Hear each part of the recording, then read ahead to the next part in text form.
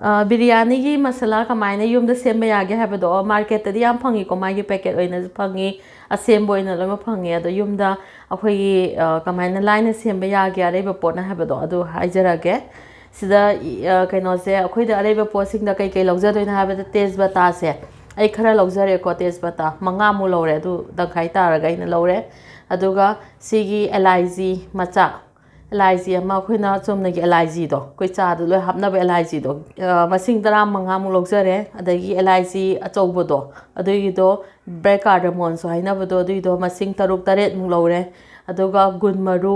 ko gunmaru black pepper kharam logjare samas tangkhai ma aduga sigi kaino se jeera chumnagi khoina jeera do adui do samas ama lore aduga sisina shahi jeera hai ko ado sigi se karamba no haibada sigi jeera se akhoi atopa jeera am hai tare ko sidagi hena pikhaba do magi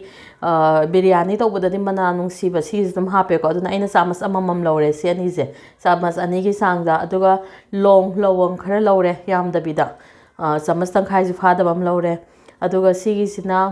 magi masa sangbado aduido animu logjare sigi using sa se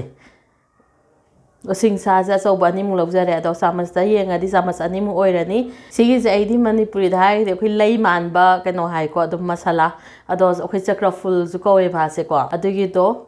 masing khara manga taruk mu logjare ado si myam je aina si hojik hapetang maida magi moisture je lokthokraga kano torani dry torani khangda aduga magi kano se grind to birani ado aseng magi di sida phadigo maru su yawgada bane ado engonda phadigo maru je sudaba mapum leijaramdre aduna ai asu boy na ai samas ani lojare sigi samas ani je horen sigi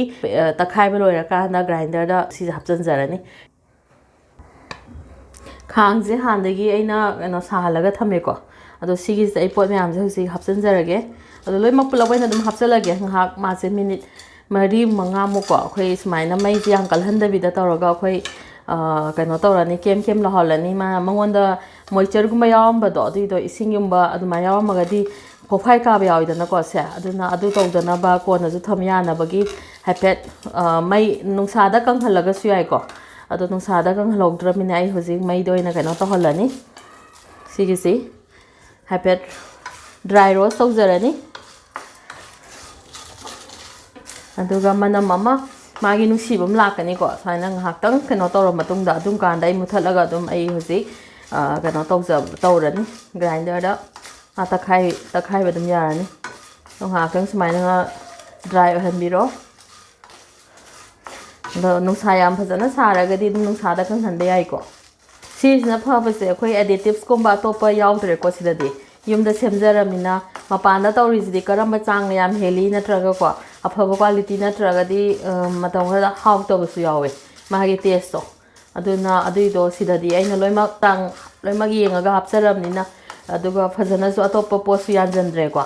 aduna yumda sain semjabina di yam phai hojik si se manam nungsire ko maje manam nungsire aduna ai muthat pa yarani adai muthat lage aduga ai takhai jarage hojik ado hana ai tezbata je hana ta age ko aduga topa je atai jingina punna ta age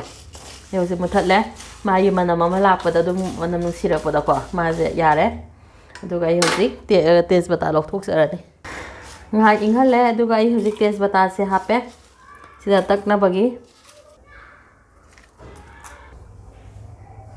hoji tezbata je smaina hoji ta khai jare ko puradi toy driba ko ado atai sida si myam je hapsan jaraga pulap ta khai rage hoji hapsan jare tai je ko pulap ta khai rage Hojik ngasagi masala biryani masala do ado takpa loijare ado si yengo smaina dum male ko masak se ado na khoina market ai leiba masala do aduga chap manana dum tare ko si se aduga moina phajari dudi masak moina da machu gumba yainganguma khara hapsan bado ai gite do hapsa da mina smain tare ado gi da inga sai gi aina haija bado sigi phadigo maru haphauda bagi ko